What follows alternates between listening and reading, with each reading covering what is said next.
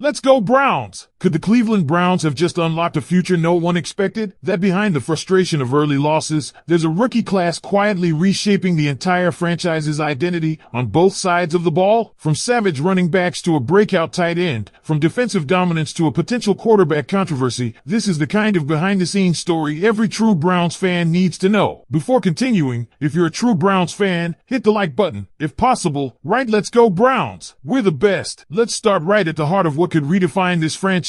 A young, violent, and relentless running back who's already showing flashes of greatness. Quentin Judkins. If you haven't been paying attention to what this kid is doing, it's time to start. 10 carries for 61 yards, an electrifying 31-yard run that left defenders spinning, and a brutal 5.7 yards after contact per attempt. That's not just production, it's dominance. This is the kind of runner Cleveland has built its identity around in recent years. And it gets even better. He didn't do it alone. Dylan Sampson, another rookie, caught a touchdown on his 21st birthday. The chemistry between the two? Off the charts. A lightning and thunder combination with the potential to sustain the Browns' offense for years. And don't think this is a one-man show. Judkins and Sampson were just the beginning of the rookie wave. Because, as much as fans are still reeling from Joe Flacco's struggles, for turnovers in 2 games are hard to ignore, something very interesting happened in garbage time. Dylan Gabriel took the field. 3 of 3. Calm, precise, composed. He found Dylan Sampson in the back of the end zone with a laser. Rookie to rookie, Dylan to Dylan. A glimmer of hope that, perhaps, the quarterback of the future is already in charge. And if not, well, the Browns can speed things up with Gabriel and, eventually, shatter Sanders. There's movement coming at QB. It's inevitable. Now while we're talking about emerging stars, let's shift to the defensive side. Mason Graham. He was a ghost in week 1, but in week 2, he was everywhere. 5 tackles, 3 solo, and a massive tackle for loss on Derrick Henry. Let me repeat that. Derrick Henry was held to just 23 rushing yards. That doesn't happen. Not to a guy like Henry. And it wasn't just Henry. Lamar Jackson, the human highlight reel, was held to 13 rushing yards. That's practically unheard of. This wasn't just defensive containment, this was domination. And Graham was at the center of it all. Pair him with Malik Collins, who's grading out as one of the top interior pass rushers in the league, and the ever-dominant Myles Garrett, who already leads the NFL with 3.5 sacks. And you have a defensive front that should terrify any offensive coordinator. Garrett was unstoppable. 2 tackles for loss, 1.5 sacks, and constant pressure that turned Baltimore's pocket into a war zone. It's no wonder people are already whispering about another defensive player of the year run. The only concern? Garrett's patience. If the Browns can't win, he might not stick around. And we all know how critical his presence is, not just on the field, but in the locker room. The Browns showed him a plan. They paid him. Now they have to win. But before you write this season off, here's where things get even more intriguing. Look ahead. The back half of the Browns' schedule is full of beatable opponents. Minnesota, possibly without J.J. McCarthy in London. Miami, who's unpredictable. New England, the Jets, the Titans, the Bears, winnable. Even San Francisco could be vulnerable if Brock Purdy's injury lingers. Pittsburgh, the Browns should absolutely take at least one of those matchups. Cincinnati, they had them on the ropes. 10 very real opportunities to swing this season around. The window isn't closed. Not yet. And speaking of redemption, how about Andre SZMYT? The kicker Browns fans were already ready to cut. He stepped up, nailed a 38-yarder, answered the critics, and gave this team a breath of relief. But let's be real. One kick doesn't erase the doubts. He needs competition. There's no pressure if the job is always his no matter what. Bring someone in. Make him earn it. That's how we build a winning culture. Then there's the tight end surprise no one saw coming. Harold Fannin Jr. through 2 weeks, 12 receptions, tied for 3rd among all tight ends in the NFL. Week 1, 7 catches for 63 yards. Week 2, 5 catches, 48 yards. He's a safety net, a reliable target. And with David Njoku in a contract year and likely too expensive to keep, Fannin might already be the answer. Young, cheap, productive. That's the trifecta. This rookie class? It might be the best thing to happen to the Browns in years. Quentin Judkins, Dylan Sampson, Mason Graham, Dylan Gabriel, Harold Fannin Jr., and even names like Carson Swessinger and Isaiah Bond starting to carve out roles. These aren't just flashes. These are foundation pieces. And with the veterans starting to take notice, Garrett, Collins, the rest of that defensive core, you start to sense a shift. This might not be a rebuild. This might be the beginning of something real. So with all of that in mind, here's what I want to know from you. Should Dillon Gabriel take over at quarterback sooner rather than later? Is it time to see what he can really do with meaningful snaps? Let me know in the comments. Because let's face it, Joe Flacco, as much as we respect the veteran leadership he brings to the locker room, is not the long-term solution. Not with the way he's playing. And when you look at how poised Dillon Gabriel was in that brief appearance, even in garbage time, it gives you something to think about. That pocket presence, the composure, the timing with Dylan Sampson, these aren't flukes. Those are instincts you can't teach. And if the Browns decide to ride out a few more weeks with Flacco, they may end up wasting valuable reps that could fast-track Gabriel's development. Add Shatter Sanders into the mix, and the quarterback room becomes one of the most fascinating situations to watch in the entire NFL. But none of that works unless the coaching staff pulls the trigger at the right moment. The reality is this: Cleveland doesn't need a full-scale rebuild. They need a retool with the right pieces in the right places. And from what we've seen in just 2 weeks, they might already have those pieces. Carson Swessinger, for instance, is flying under the radar but already making a case as a defensive rookie of the year candidate. Physical, fast, and playing with an edge that's infectious. Then you've got Isaiah Bond starting to pick up more snaps. His speed could be a game changer if the Browns scheme him properly. The depth is starting to matter. This isn't just about the starters anymore. It's about having talent across the board, and Cleveland, surprisingly, is showing that depth. Let's go back to that defense for a moment, because what's happening up front is setting the tone for everything else. The emergence of Mason Graham doesn't just help in the box score. It frees up Myles Garrett to wreck games like he did against Baltimore. And when Garrett gets rolling, offenses panic. Pairing him with Malik Collins, who is finally getting the recognition he deserves as one of the league's most disruptive interior linemen, means opposing QBs are going to have nightmares about Cleveland's front seven. You add in Alex Wright and the way this group rotates pressure, it's no longer just the Garrett show. It's a defensive unit, not a one-man wrecking crew. That's how you build sustainable success. And the unsung hero in this developing story? It might be Dylan Sampson. He's more than a second option behind Judkins. He's dynamic, with reliable hands, and clearly has chemistry with the other young offensive pieces. That receiving touchdown he pulled in, clean route, confident catch, end zone awareness. You can't coach that kind of maturity into a 21-year-old. The Browns aren't just lucky to have him. They need to keep designing plays that get him involved. Every touch counts, especially when you're trying to build a system that supports a young quarterback. Now let's talk about culture. It's been fragile in Cleveland for years. Highs that never last. Lows that seem to stretch endlessly. But this rookie class might be the foundation for something different. Not because they're perfect. There are going to be growing pains. But because they're showing up, competing, contributing, making plays when it counts. That's how you shift the tone inside a building. When young guys push veterans. When every rep in practice becomes a battle. That's what wins football games. But of course, optimism can't blind us from reality. The Browns are still 0-2. There's a long road ahead, and fans are right to be frustrated. This city has waited too long. But what we're starting to see now is not false hope. It's real progress. Measurable, tangible, exciting progress. The type that makes you circle games on the calendar again. The type that makes you watch until the final whistle. So as we move forward, here's the challenge for Cleveland. Stay the course. Trust the youth movement. Don't let early struggles cloud long-term potential. And above all, start putting these rookies in positions to lead, not just follow. Because the way this roster is shaping up, the future might be arriving faster than anyone expected. And if we're talking about future, let's not ignore Harold Fannin Jr. again. 2 weeks, 12 receptions. He's already carving out a key role in the offense. And in a league where tight ends are becoming more valuable by the day, having a young, athletic option like Fannin, especially one that's producing this early, could reshape what Cleveland's offense looks like in 2025 and beyond. It's time to start game planning around him. The Browns can't afford to waste talent like this. This is the kind of draft class that shifts franchises.